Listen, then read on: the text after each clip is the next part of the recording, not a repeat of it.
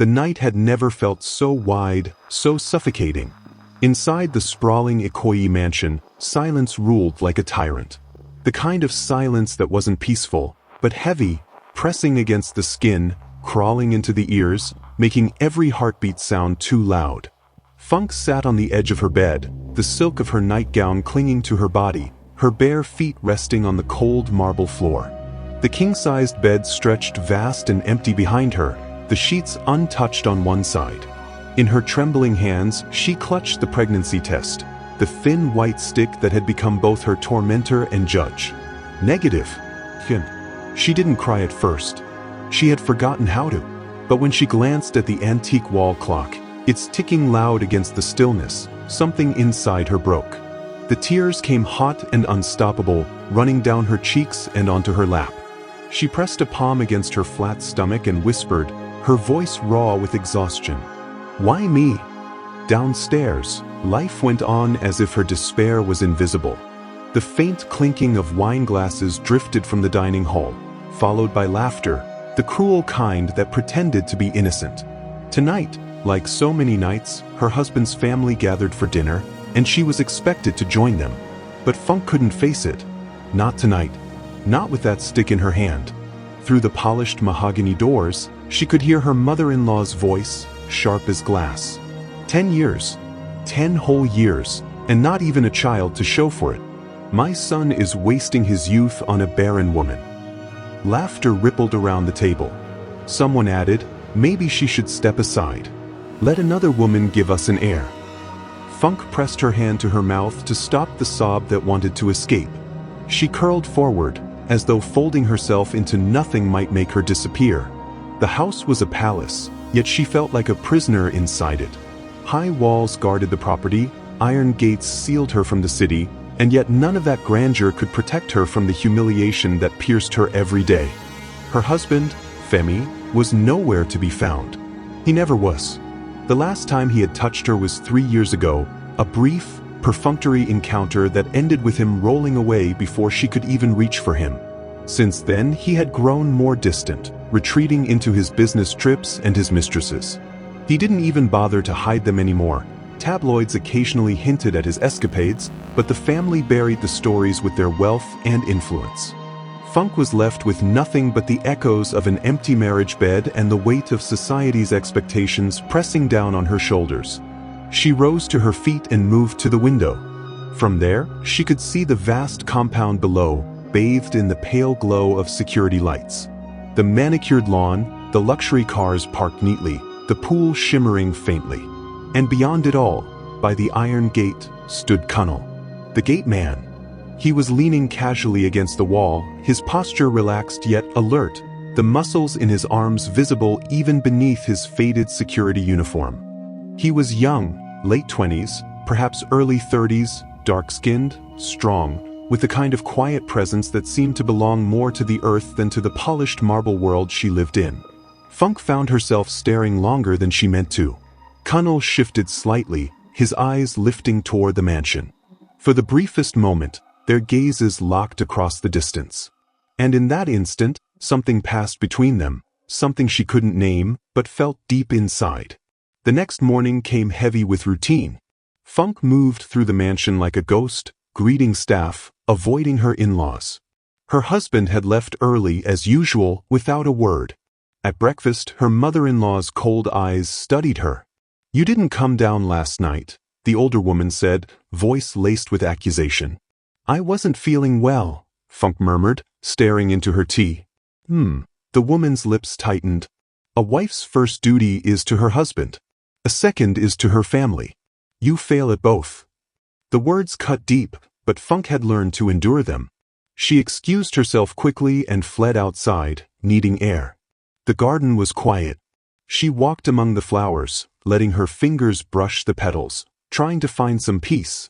It was then she noticed Kunnel again. He was trimming the hedge by the gate, sweat glistening on his skin under the morning sun. When he saw her, he paused, wiping his brow. "Good morning, madam," he said, voice low and respectful. Something in his tone, gentle, almost concerned, made her chest tighten. She nodded, managing a small smile. "Good morning, Kunnel." That was all. A simple exchange. But it lingered with her long after she returned inside. The breaking point came 2 weeks later. It was another family dinner, another round of humiliation. This time, her husband's younger cousin made a joke about her womb being a guest house with no tenants. The table roared with laughter. Even Femi smirked faintly, sipping his wine. Funk excused herself, her body shaking with rage and shame. She didn't go upstairs this time. She walked straight out into the night, barefoot, her silk gown dragging against the stone path. By the gate, Cunnel straightened as he saw her approach. "Madam, are you all right?" he asked softly. Her vision blurred with tears. She shook her head, unable to form words. He stepped closer, concern etching his features. "Do you need water? Should I call Oga?" "No," she cut him off, her voice trembling. "Don't call him. Don't." Her breath hitched. For a long moment, they simply stood there, the night air heavy around them, the sound of Lagos traffic faint in the distance. Then, without warning, she stepped forward and pressed her lips to his. It was clumsy at first, desperate. Her tears mingled with the kiss, her hands clutching his shirt as though he was the only solid thing in her collapsing world. For a moment, he froze, shocked. Then something inside him shifted, and he kissed her back. The heat between them was instant, overwhelming. His hands cupped her face, then slid down to her waist, pulling her closer. She gasped against his mouth, her body awakening in ways it hadn't in years. "Madam," he whispered against her lips, breath ragged. "This is wrong." But neither of them stopped. He led her into the small guest house by the side of the compound, where staff sometimes rested. The room was dim, smelling faintly of wood polish and soap. She pressed him against the wall, her hunger consuming her. Their clothes came off in frantic movements, each piece discarded like the years of loneliness she had carried. Her nightgown slipped to the floor, leaving her trembling under his gaze. For the first time in a decade, she felt desired. Not pitied, not judged, desired. Their bodies collided in a rush of need, the sounds of their moans filling the small room. His touch was rough yet tender, his kisses burning trails down her skin. She clung to him, whispering broken fragments, "Don't stop. I need this. I need you." And when he finally entered her, she cried out, not just from pleasure, but from release. A release of years of frustration, humiliation, loneliness. Every thrust drove the pain out, replacing it with fire, with life. When it was over, she collapsed against him, her body shaking. He held her silently, his chest rising and falling beneath her cheek. Neither spoke of what had just happened. They didn't need to. The silence between them said it all. This was forbidden, dangerous. Yet neither of them regretted it. In the days that followed, Funk told herself it had been a mistake, a one-time lapse. But the truth clawed at her every night. She couldn't stop thinking of his hands, his lips, the way he had made her feel alive again. And so, one evening when the house was empty, she found herself outside again. Found herself drawn to him. Found herself unable to resist. This time, it wasn't clumsy. It was slow, deliberate, hungry. He kissed her like he had been waiting for her, like every second without her had been torture. She let him undress her gently, their bodies fitting together as though they had always belonged. They made love on the couch of the guest house, the old cushions creaking under their weight. She rode him, her hair falling around her face, her moans spilling freely into the night. He gripped her hips, guiding her rhythm, his own voice rough with desire. It wasn't just sex. It was rebirth. And afterward, when they lay tangled together, she whispered, "I just need to know I'm not empty inside." He didn't answer. He didn't need to. From that night onward, the mansion felt different. It was as if the walls themselves had absorbed the secret Funk carried, the taste of forbidden desire lingering in the air like perfume. She moved with a new energy. Her walk had a rhythm, her eyes a spark. Even the housemaids whispered among themselves, saying, "Madame Day glow these days." At family dinners, when the usual barbs were thrown her way, she didn't shrink anymore. She would sip her wine calmly, smile faintly, and let their words dissolve against her newfound armor. Her mother-in-law noticed. "Something has changed in you," the woman said one evening, suspicion lacing her tone. Funk only smiled. "If only you knew." The truth was she had become addicted to the fire Connell lit inside her. Each time they met in the small guest house, she felt herself shed another layer of despair. Their trysts were reckless, on the couch, against the wall, sometimes even on the polished floor, but every encounter deepened her hunger. Connell at first had tried to resist. He would shake his head saying, "Madam, this is dangerous. If Olga finds out," but the words always crumbled the moment she kissed him. He was no longer just the gate man. In those hours, he was her salvation. It was raining heavily the night of their third meeting. Thunder rolled over Lagos, the sky split by lightning. The mansion's marble halls echoed with emptiness. Femi had gone to Abuja for business, leaving Funk alone with her longing. She stood by the window, watching Connell struggle with the gates against the storm, his shirt plastered to his chest. Her pulse quickened. Moments later, she found herself running barefoot across the lawn, the rain soaking her gown, plastering it to her curves. He turned as she approached, surprise in his eyes. "Madam, you'll catch cold." She silenced him with a kiss, rain mingling with their lips, their bodies pressed against the iron gate. Within minutes, they were inside the gatehouse, dripping wet, clothes clinging to skin. She pulled his shirt over his head, her hands roaming hungrily over his chest. He lifted her effortlessly, carrying her to the narrow bed in the corner. The storm outside became their soundtrack. The rain drummed against the roof, thunder punctuated their moans, lightning illuminated their bodies moving together in raw passion. For Funk, it was not just pleasure. It was proof she was alive. Proof she was still a woman, desired, fertile. Afterward, they lay tangled in the sheets, the storm easing to a gentle drizzle.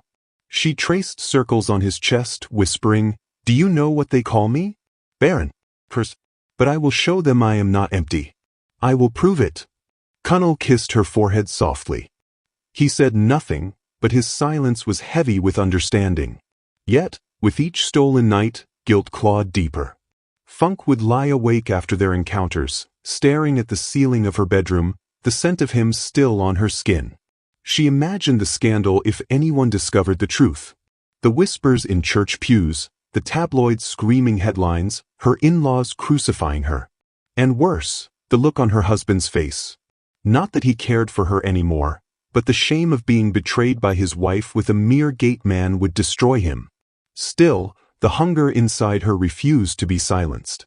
Each time she swore it was the last, but when the loneliness returned, when the cruelty of her family pressed against her again, she found herself at the gatehouse. Their bodies became fluent in each other's language. She knew the way his breath hitched when she bit his shoulder, the way his grip tightened when she whispered his name. He learned the places on her skin that made her shudder, the rhythm that made her cry out. It was dangerous, reckless, intoxicating. Weeks turned into months. Funk's body began to change. Subtly at first, her skin brighter, her laughter freer, her appetite sharper. She would catch her reflection in the mirror and see a woman she barely recognized, alive, radiant, hopeful. At church one Sunday, one of her husband's friends leaned close and said, "Madam, you are glowing these days. Something good is happening." She only smiled. Inside, she carried a secret bigger than any jewel. Connell noticed it too. "You look different," he told her one afternoon, running his fingers through her hair as she lay on his chest. "Maybe because I feel different," she replied softly. For the first time in years, she allowed herself to dream. She imagined cradling a baby in her arms, imagined the looks on her in-laws' faces when they realized she had given the family the heir they longed for. The thought made her heart race with both fear and triumph. It was a quiet Tuesday morning when Funk first noticed. She sat at her vanity, pen in hand, marking the dates on her calendar. Her period was late. At first, she dismissed it as stress. But when another week passed, and then another, her hands began to tremble. Could it be? Her heart pounded as she drove herself to a pharmacy on the mainland, disguised under a scarf and sunglasses. She bought the test with shaky fingers, her voice barely audible. Back at the mansion, she locked herself in the bathroom. The world outside faded, the ticking clock, the chirping birds, the hum of traffic. All that existed was the thin white stick in her hand. Minutes felt like hours. She closed her eyes, whispered a prayer, and looked. 2 bold lines. Positive. For a moment, she couldn't breathe. The room spun, her knees weak. Tears spilled down her cheeks, this time not of despair, but of overwhelming relief. She pressed both hands against her stomach, whispering, "Thank you, thank you." It was real. She wasn't barren. She wasn't cursed. Her womb was alive. That evening, she joined her in-laws at dinner, her face glowing brighter than the chandeliers above the table. When she placed her hand casually on her stomach, her mother-in-law's sharp eyes narrowed. "Funk," the older woman said. "What is it?" Funk let the silence linger, savoring the moment, before speaking. "I'm pregnant." The room exploded. Gasps, cheers, prayers. Her mother-in-law's hands flew to her mouth, tears springing to her eyes. "God is great," she cried. "At last. The family has an heir." Her husband, Femi, stared at her in stunned silence. His glass of wine froze halfway to his lips. His eyes narrowed ever so slightly, but he forced a smile as the table erupted in congratulations. Funk basked in their joy, but deep inside, a shadow flickered. For she knew the truth. And judging by the tightness in Femi's jaw, he knew it too. Later that night, as the mansion quieted, Funk stood by the window again, gazing at the iron gate below. Cunnel was there, his silhouette framed by the security light, standing tall and steady. She pressed her hand against her stomach, whispering into the darkness, "We did it." Behind her, Femi entered the room quietly. She turned, startled, to find him watching her with unreadable eyes. "You're pregnant," he said flatly. "Yes," she whispered, heart pounding. His gaze lingered on her, sharp and knowing. Then, without another word, he turned and left the room. Funk stood frozen, torn between triumph and terror. The house was silent again, but this time, the silence was not empty. It was heavy, dangerous, full of secrets waiting to explode. The house had never been louder. Since the announcement of her pregnancy, relatives and well-wishers streamed in daily, their voices filling the marble halls with laughter and prayers. The air was thick with celebration. Gifts piled in the living room, and pastors came to lay hands on her stomach, declaring her womb blessed. But amid the noise, Funk felt the silence of one man press heavier than all else. Her husband, Femi. He smiled when required, nodded when congratulated, played the role of proud father-to-be before others. But when the guests left, when the house quieted and they were alone, he spoke not a word to her. He would sit in the corner of their bedroom, scrolling through his phone, his jaw tight, his eyes cold. Funk would lie in bed, her hand on her swelling belly, pretending to sleep, while Femi's silence wrapped around her like a noose. Her mother-in-law transformed overnight. Where once there had been venom in her gaze, now there was pride. She visited daily, fussing over Funk's meals, demanding she rest, praying loudly in the living room for safe delivery. "You have saved this family, Funk," the older woman said one afternoon, her eyes wet with gratitude. "I doubted you, I admit. But look now, God has answered." Funk forced a smile, nodding politely. But inside, guilt twisted her like a knife. She wanted to scream, it wasn't God, it was Cunnel. Instead, she placed a hand on her belly and whispered the rehearsed line, "Yes, Mama. God is faithful." The hardest part was avoiding him. Cunnel remained at his post by the iron gates, but their eyes met more often now. When she walked in the garden, he would glance at her belly, a flicker of pride crossing his face. Late at night, when the mansion slept, she sometimes slipped quietly down the back stairs. Barefoot, she would cross the lawn, her heart pounding, and find him waiting in the small gatehouse. Their meetings had grown gentler since her pregnancy. Gone were the frantic collisions of bodies. Now it was tenderness, reverence. He would kneel before her, pressing his lips softly to her stomach, whispering, "My child, our child." Tears would sting her eyes at those words. She would stroke his hair, torn between joy and fear. "They can never know, Cunnel. If they find out." "I know," he would whisper, holding her tighter. But no matter what happens, this child is ours. Nothing can change that. But something had changed. One night, Funk returned from the gatehouse, her hair damp with sweat, her nightgown clinging to her skin. As she slipped into the bedroom, she froze. Femi was awake. He sat in the armchair by the window, a glass of whiskey in his hand, his eyes fixed on her. "You think I don't know?" he said quietly, his voice low and sharp. Funk's breath caught in her throat. "No, what?" He stood, placing the glass on the table. "You and him. The gate man." Her knees weakened, her hand flying instinctively to her stomach. "Femi, don't insult me with lies," he snapped. "I haven't touched you in years. Yet suddenly you're carrying a child? Do you think I am a fool?" Silence stretched between them, heavy, suffocating. Finally he spoke again, his tone colder. "Tell me the truth. Is it his?" Her lips trembled. She wanted to deny it, to save herself.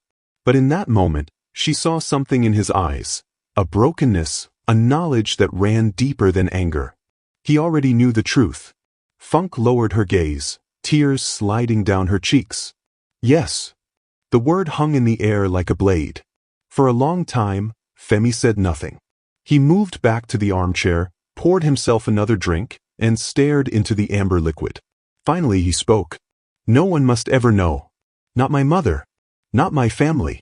Not the world. This child will be mine. Do you understand?" Funk's heart raced. "But—" He cut her off with a sharp look. "If the truth comes out, it will destroy us all. My mother will collapse. The press will devour us. This dynasty will crumble. That child will grow up branded a bastard." He drank deeply, then slammed the glass down. "I will not allow it." Funk's voice was barely a whisper. "What about Kunnel?" A thin smile curved Femi's lips. "I will take care of Kunnel." It was 2 nights later when Kunnel was summoned. He entered the mansion cautiously, his cap in his hands, his eyes darting nervously. Femi sat at the head of the study, flanked by 2 stern-faced men, family associates who moved like shadows, their silence more threatening than words. Funk stood in the corner, her heart pounding. Femi gestured to the chair opposite him. "Sit." Kunnel obeyed, his jaw tight, his eyes flickering toward Funk. Femi leaned forward. "You know why you are here?" Kunnel swallowed. "Yes, sir. You laid with my wife. You planted your seed where it did not belong." His voice was calm, but venom laced every syllable. "Do you understand what you have done?"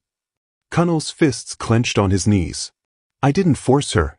We both—" "Silence," Femi snapped, his voice like a whip. The room fell still. Funk's breath caught in her throat. Femi leaned back, his eyes narrowing. "I should destroy you. Ruin you. A man like you could vanish in this city and no one would ask questions."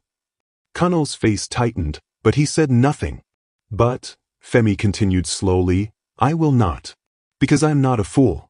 Because I need this child." He signaled to one of the men, who placed a black leather briefcase on the table and clicked it open. Inside, neat stacks of naira filled the case, crisp and new. "Nigerian naira 20 million, Femi said flatly. "Enough to change your life. You will take it. You will leave Lagos. You will never contact my wife again.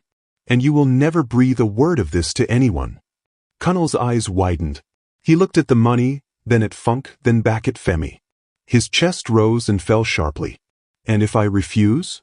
Femi's smile was cold. He snapped his fingers. One of the silent men stepped forward, his presence heavy, dangerous. Kunnel understood. His jaw clenched, his eyes burning with both pride and pain. Finally, he spoke through gritted teeth. "Fine." The next night, Funk found him by the gate one last time. He was packing a small bag, his eyes red, his movements sharp with anger. "Kunnel," she whispered, tears choking her throat. He turned to her, his face hard, but his eyes softening when they fell on her belly. He stepped closer, placing a hand gently on her stomach. "Take care of him," he said quietly. Tell him I loved him, even if he never knows me." Her tears spilled freely now. She grabbed his hand, pressed it to her cheek. "I'm sorry. I didn't want this. I didn't want you to go." He kissed her forehead softly, lingering for a moment. Then he pulled away. Without another word, he walked through the iron gates, disappearing into the Lagos night. Funk's secret now breathes inside her, proof that she was never barren, proof that she could silence the whispers of Lagos society. But behind the polished gates of wealth, truth is a dangerous thing. Femi knows the child is not his, and Kunal, the gate man, is gone with a secret worth more than any fortune. The house is silent again, but it is no longer empty. It is heavy with lies, pride, and a child who may one day uncover the truth of his bloodline. Will Kunal return to claim what is his? What will happen when the boy begins to look less like a wealthy Lagos heir, and more like the gate man who once opened the doors of this mansion? And how long can Funk carry this secret before it destroys her? This was only part one of The Woman Without a Child. If you want to see what happens next, make sure you subscribe, turn on notifications, and get ready for part 2. Because the truth has only just begun to unravel.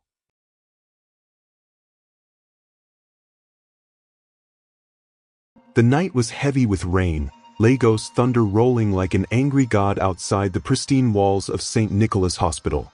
Inside a private maternity ward reserved only for the city's richest and most powerful, the silence was broken only by the faint beeping of monitors and the soft, ragged breathing of a woman who had just brought life into the world.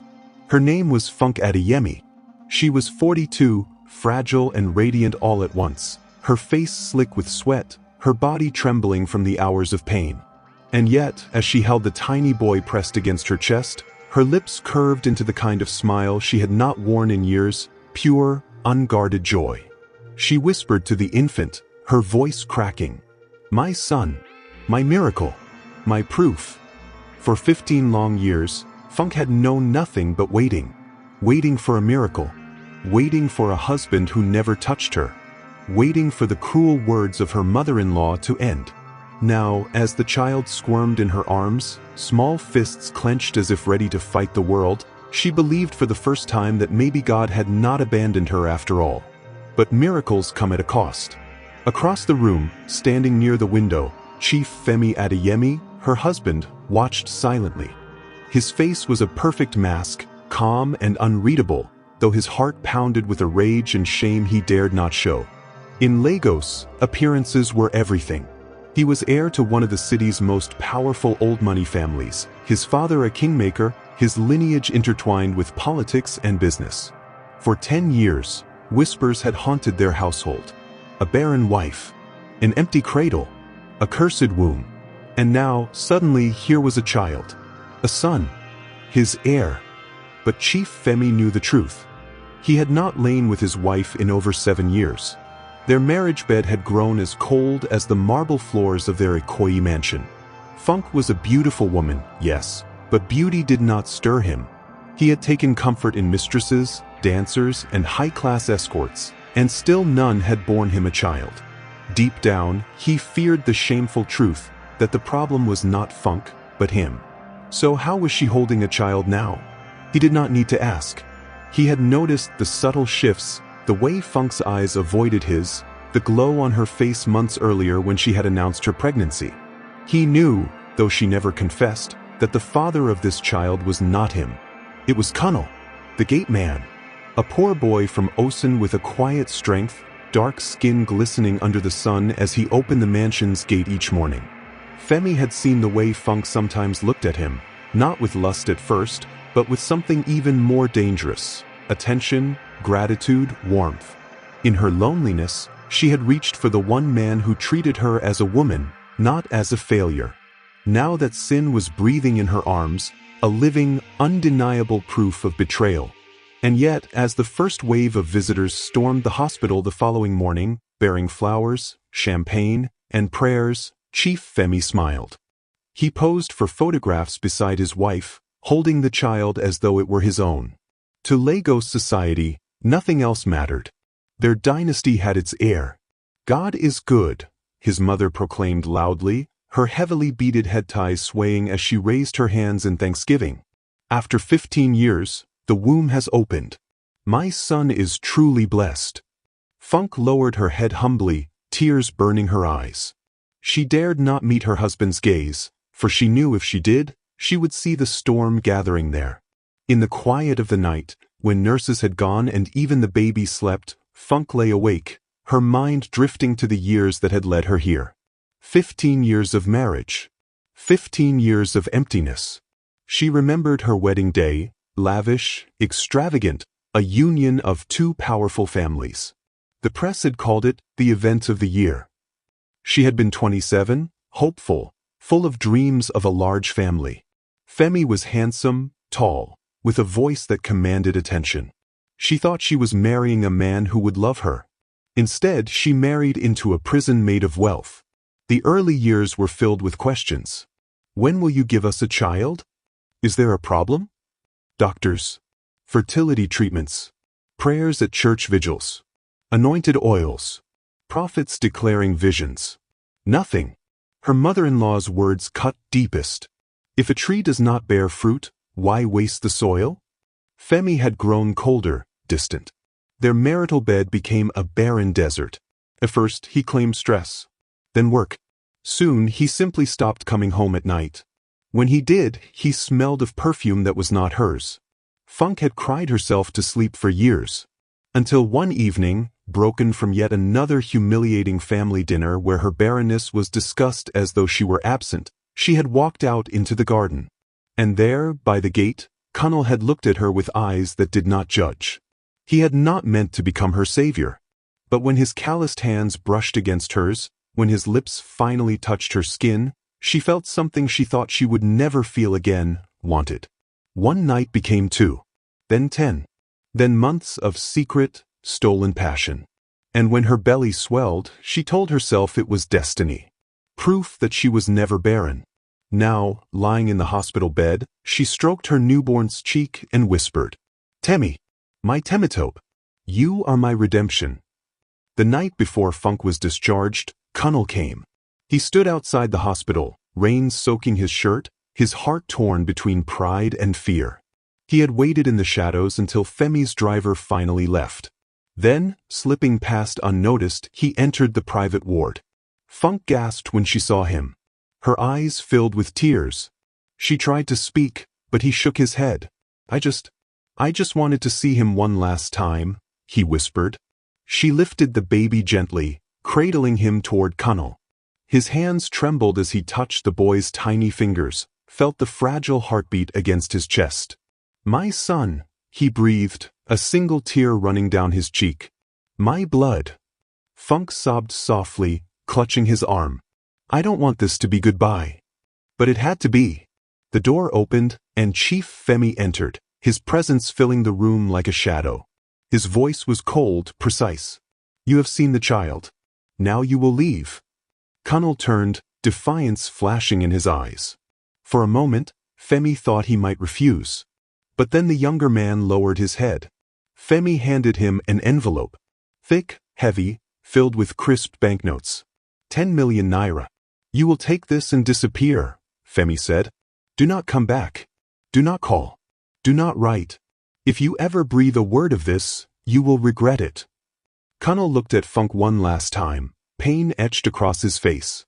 Then he walked out into the rain, clutching both the envelope and the memory of the son he could not claim. Funk pressed the baby against her chest, her body shaking with silent sobs. Days later, the Ikoyi mansion erupted in celebration. Musicians played, politicians toasted, and society women gushed over the child. Temitope Adeyemi, the miracle heir, was christened with champagne and holy water. Everywhere Funk turned, people praised her. She smiled and nodded, but deep inside, guilt clawed at her. Femi remained stoic, his pride a mask of steel. He introduced the boy as his son, his heir, his legacy. But in his private moments, when no one was watching, he would stare at the child with a mix of love and hatred, knowing the truth but unable to face the shame of it.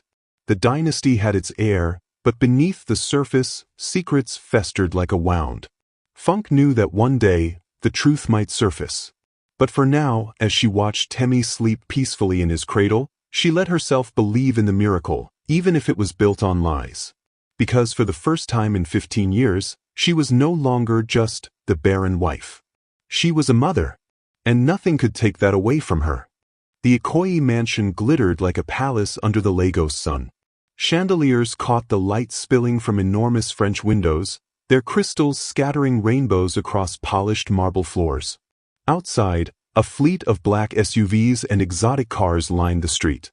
The Adeyemi residence was no stranger to extravagance, but today, it outshone even itself. It was Temitope's first birthday. In a society where appearances were everything, the Adeyemis had no choice but to host a celebration befitting the miracle child. Guests flowed in like royalty, politicians with their security convoys, business tycoons in igbadas woven with gold thread, society women in geli so high they seemed to defy gravity. Photographers darted around, eager to capture every glittering detail for the society pages. Funk, dressed in white lace with pearls at her neck, held her son close as people swarmed her with compliments. "Ah, he's so handsome. Truly, God has blessed you. This boy will be great, just like his father." She smiled politely, nodding at each remark, though every father reference pierced her like a blade. She kept her gaze low, cradling Temi protectively, as if shielding him from the lies that surrounded his very existence. At the center of it all stood Chief Femi Adeyemi. Regal in his embroidered igbada, he moved among the guests like a king surveying his court.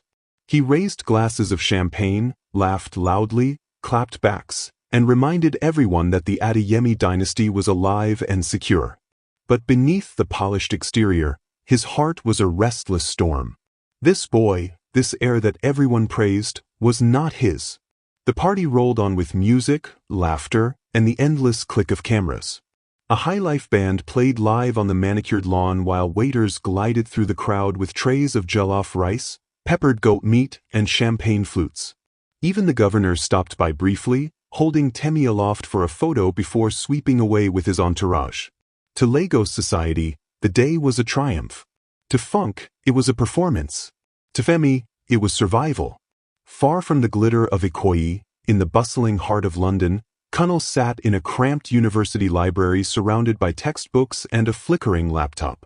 It had been a year since he last saw his son, since that night when Chief Femi handed him an envelope thick with naira and ordered him away. 10 million had seemed like a fortune at the time.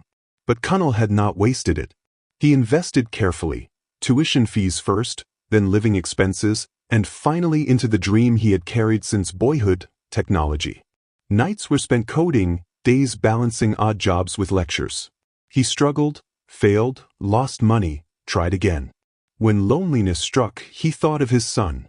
When exhaustion nearly broke him, he remembered the weight of that tiny hand curled around his finger. He had promised himself that one day, the child would be proud to call him father. By the time Temi was 3, Kunal had graduated with honors. By 5, he had launched his first tech venture. By 10, he was a rising star in African technology, his startup developing educational software and winning small contracts across schools in Ghana and Nigeria. He never once returned to Ikoyi. But the memory of that house, the gates he once opened, the family he once served, never left him. The years moved like shadows across water. Temi was 11 now, bright, curious, and endlessly questioning. He had grown into a sharp-eyed boy with his mother's delicate features and Kunal's strong jawline. Funk doted on him endlessly, while Femi provided everything wealth could buy: private tutors, expensive toys, chauffeurs, nannies. And yet, Temi always felt something missing. His father rarely spoke to him except in public. Their relationship was one of obligation, not warmth. Chief Femi loved the boy in his way, but it was a love tinged with resentment, a reminder of a wound he could never confess. So when Temi's school announced they were partnering with a new technology company to improve learning, no one imagined the storm that was coming. The company's name, Horizon Tech. Its founder, Kunal Adebayo. The unveiling took place in the school's assembly hall. Parents and dignitaries filled the space as teachers explained the groundbreaking software that would revolutionize education. Temi, seated among his classmates, listened with wide eyes. When the guest speaker finally took the stage, Temi's heart skipped. Kunal walked with quiet confidence. No longer the gate man in faded uniforms, he was dressed in a tailored navy blue suit. His voice was deep, calm, steady as he spoke about the future of learning in Africa. He spoke of children as leaders, of education as freedom, of technology as power. Temi was captivated. After the event, as students swarmed around the demonstration booths, Temi found himself face to face with the man. "Hello, young man," Connell said warmly, kneeling slightly to meet his eyes. "What do you think about all this?" Temi grinned. "It's amazing. I like computers a lot. Sometimes I even fix my friends' tablets when they crash." Connell chuckled softly. "Smart boy. What's your name?" "Temitope. But everyone calls me Temi." Connell froze. The name struck him like lightning. His gaze flicked over the boy's face, his sharp cheekbones, the arch of his brows, the curious spark in his eyes. For a moment, Connell felt the world stop moving. He knew. Every instinct screamed the truth. This was his son. That night, Connell sat alone in his hotel room staring at the ceiling. He replayed every detail, the boy's face, his voice, his laugh. There was no doubt. Temi was his blood. He felt a rush of pride so strong it almost choked him. His son was alive, thriving, brilliant. But beneath the joy, fear simmered. The Adeyemi name was powerful. Femi was ruthless.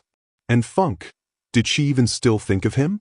Connell's hands shook as he picked up his phone. 4 hours he debated.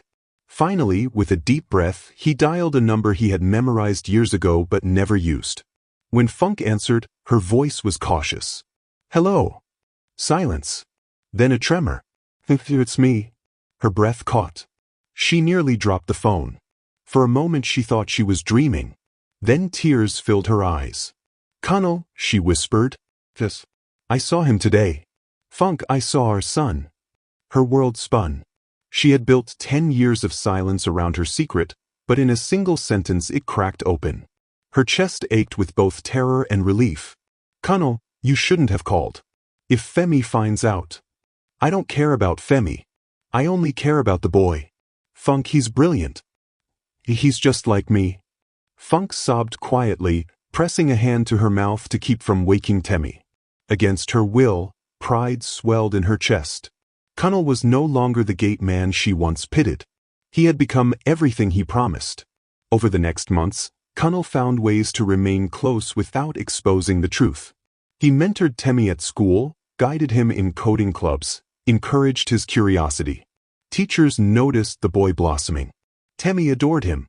Here was a man who listened, who laughed at his jokes, who believed in his ideas. In time, Temi began to confide in him more than in his father. Funk watched from a distance, her heart torn. She should have been terrified. And yet she was grateful. For the first time in his life, her son had a father who truly cared. Meanwhile, Chief Femi remained distracted with business and politics, his appearances in Temi's life limited to ceremonies and photographs. He never noticed the growing bond between his son and the stranger from Osun who now stood tall among Lagos elites. But others began to. Teachers whispered. Some parents raised eyebrows.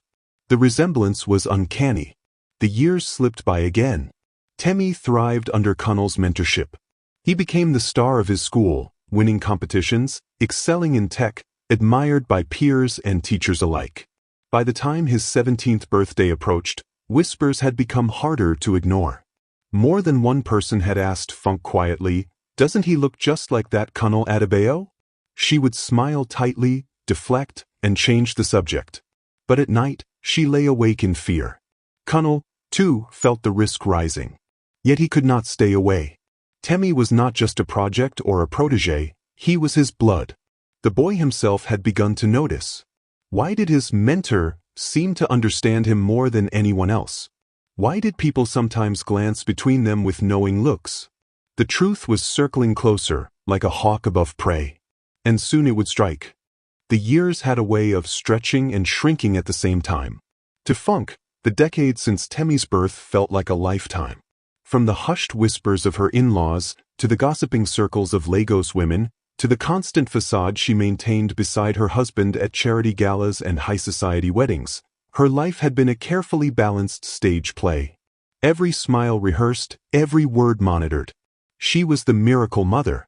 The woman who endured, and was rewarded. But deep down, her miracle wasn't what the world thought it was. And now, standing outside the lush boarding school gates where Temmie's future was being carved, she couldn't shake the shadow of the past that had suddenly returned. Connell. Temmie thrived in boarding school. He was curious, ambitious, and restless in a way that made teachers both adore and fear him. He asked questions no one could answer easily. He dismantled gadgets just to understand their insides. He had a sharp tongue too, polite but cutting, much like Chief Femi's in his younger days. But unlike Femi, there was warmth in him, an unteachable empathy. It was what drew Connell's eye the first time he saw Temmie during the school's official tech rollout. The boy had volunteered to test the new interactive learning platform, and while others fumbled, Temmie breezed through the trial. Connell remembered staring at him for too long, the faint ache in his chest when he noticed how the boy's smile curved just like his own. Later, in casual conversation, Connell had asked Temmie a few questions. His answers were bright, thoughtful, and something inside Connell whispered, "He is mine. That is my blood." When Connell reached out to Funk weeks later, she froze. She hadn't heard his voice in years. "Madame Funk," he said softly over the phone, his voice older now, steadier. "It's me, Connell." For a long silence, she couldn't speak. All she could hear was her heartbeat pounding against her ribs. They agreed to meet in a quiet cafe in Lekki. When she arrived, she barely recognized him. The boyish gateman had vanished. In his place was a man in his mid-30s, dressed in a crisp suit, carrying himself with the ease of success. His beard was neatly trimmed, his accent tinged with foreign polish. She almost cried. "Connell," she whispered. He smiled gently. "I told you I would not waste the chance, Ma.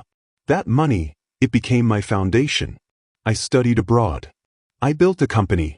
And by God's grace, I am here now, not as your gate man, but as someone who can look you in the eye." Funk struggled to hold back her tears. "And you saw him, Temmie?" "Yes," Connell said. His voice softened. "The moment I saw him, I knew. That boy is mine." She looked around nervously, afraid someone would overhear. "Connell, you must be careful. If Femi ever—" Connell interrupted gently. "I don't want to expose him. I don't want scandal. I just want to be near my son, even if from a distance." And in that moment, Funk knew, life had grown complicated again.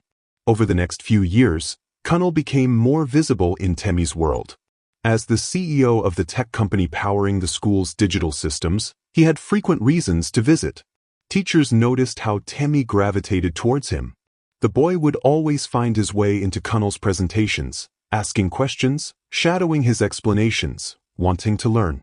Sometimes, when they spoke privately, Connell would tell him stories, not about wealth or success, but about struggle, resilience, and how a poor man could turn life around with courage. Temmie listened wide-eyed, hungry for every word. "You remind me of myself," Connell often said with a smile. "But smarter. Much smarter." Temmie glowed under that praise. Praise he rarely got from his father. Chief Femi, by now, was distant. He loved Temmie, yes, but in a possessive, detached way. His empire consumed him. His mistresses still lingered. And though he provided the best life money could buy, he was never fully present. In quiet moments, Funk watched with guilt as Connell stepped into the role her husband refused to fill, guiding Temmie, inspiring him, giving him something money could never purchase, a sense of belonging. But secrets are like smoke. No matter how tightly you close the windows, they find their way through cracks. Funk began to notice little things. Temmie once came home from school and said, "Mum, Mr. Connell told me he grew up in Osen. That's where your grandmother is from, right? Isn't that funny?" Her heart skipped. Another time, Temmie said, "Mum, people always say I don't look like Dad. But Mr. Connell says I have strong eyes. Do you think so too?" Funk forced a laugh, but inside, terror gnawed at her. What if he discovered the truth? What if Connell, despite his promises, slipped? And then there was Femi. Sharp-eyed, calculating Femi. He had always been suspicious by nature. Though he had buried the scandal years ago, Funk sometimes caught him watching her strangely, as though measuring her guilt. By 16, Temi was the star of his school. Brilliant, athletic, confident. Teachers whispered he was destined for great things. And Kunal? His company had grown into one of the leading tech firms in Lagos, even expanding into West Africa. Newspapers called him the tech lion of Osun. Their lives continued to intersect. Too often. Too dangerously.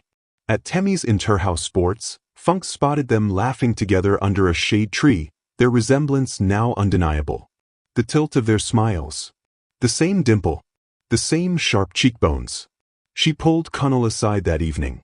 "This must stop," she hissed. "Femi will see it. The world will see it." Kunal looked at her with quiet sadness.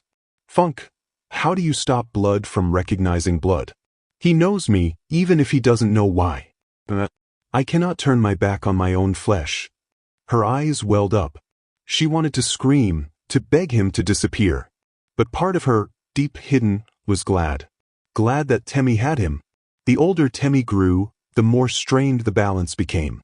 One night, after a school event, Temi asked his mother a question that nearly shattered her composure.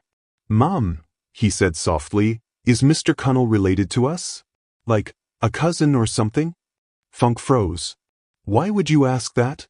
"Because," Temi hesitated, his young face serious. "Because when I look at him, it feels like I'm looking in a mirror." Her lips trembled, but she forced a smile. "It's just a family friend, Temi. Nothing more." But deep inside, she knew the storm was no longer distant. It was circling closer, waiting for its moment. The years flew by. And soon, the day came, Temi's secondary school graduation. It was held in the grand auditorium of the school, draped with banners of blue and gold. Parents filled the seats, business tycoons, oil magnates, diplomats.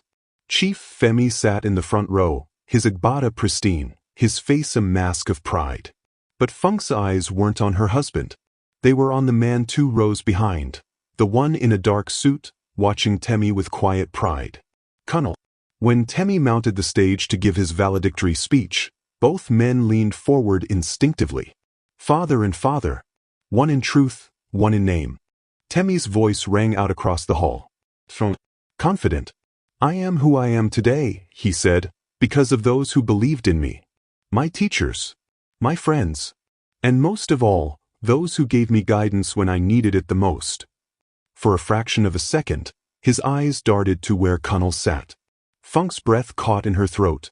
Beside her, Chief Femi clapped slowly, his face unreadable.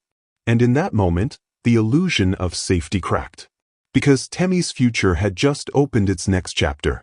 And both of his fathers were waiting in the wings. That night, as the graduation party wound down, Kunal found himself standing face to face with Femi in the parking lot. The 2 men locked eyes. No words, just silence heavy with years of secrets. Finally, Femi spoke, his voice low, dangerous. "You've been too close to my son." Kunal did not flinch. "Our son." And with that, the war Funk had feared for 16 years finally began. The parking lot was almost empty. Cars had begun to stream out, headlights piercing the night air. The music from the graduation party echoed faintly behind the auditorium walls. Femi and Kunal stood apart, yet the space between them felt electrified, like the air before a thunderstorm. Kunal's words still lingered, sharp and dangerous. "Our son." Femi's jaw tightened. "Watch your tongue. He is mine.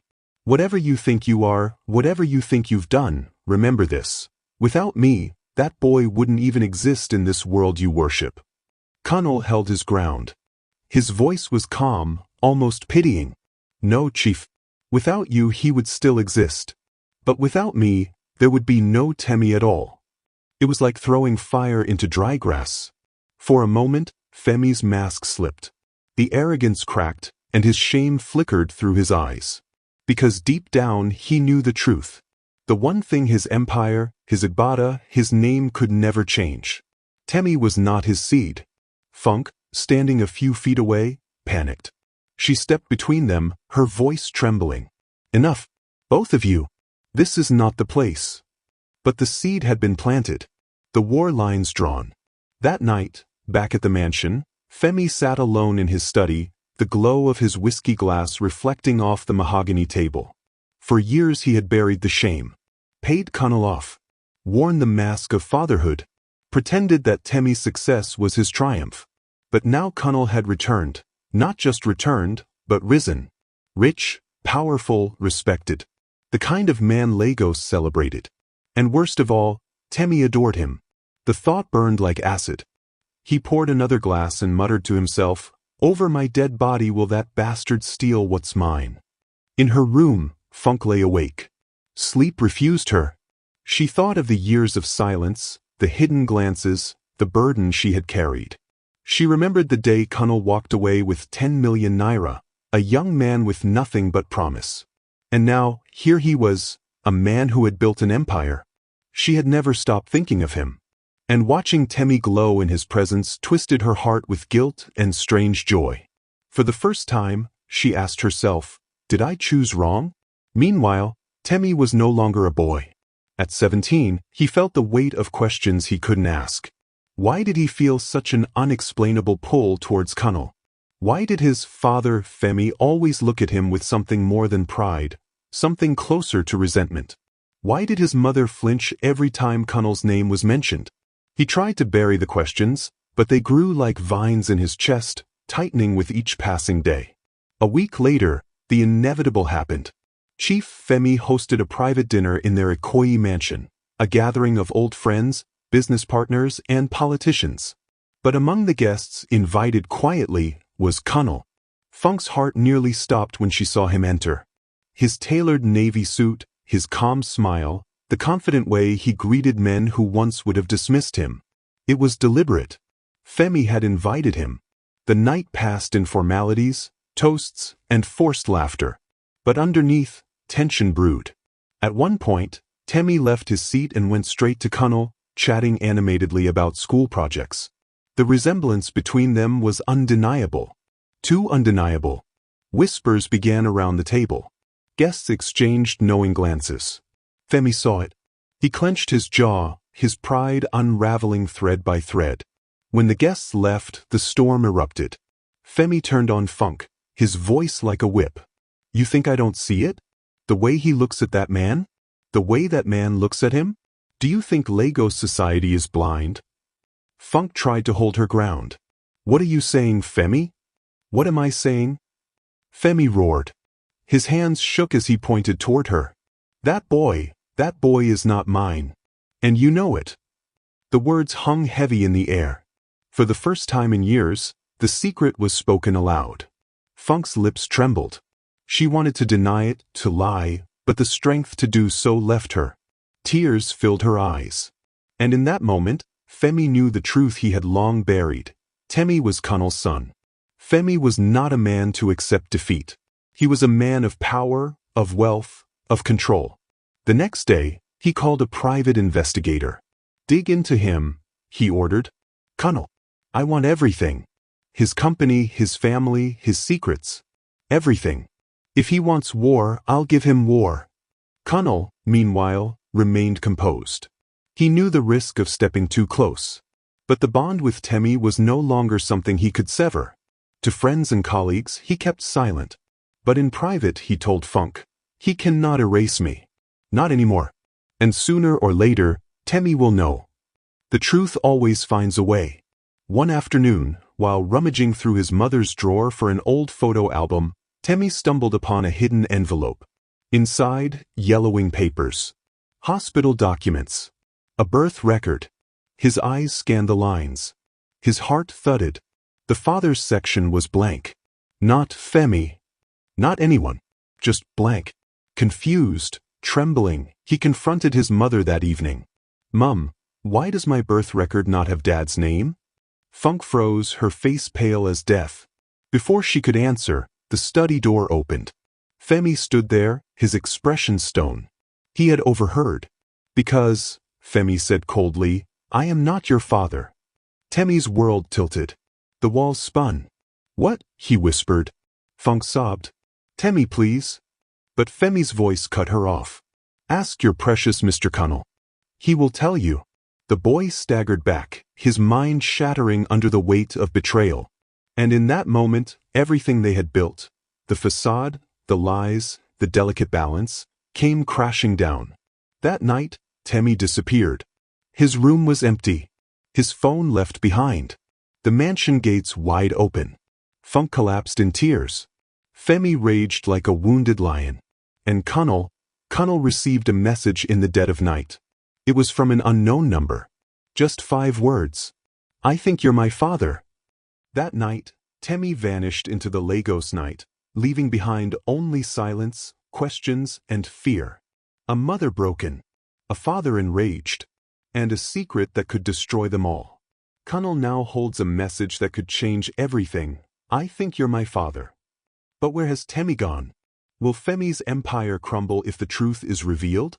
And what happens when the boy discovers the full story of his birth? The answers lie in part 3.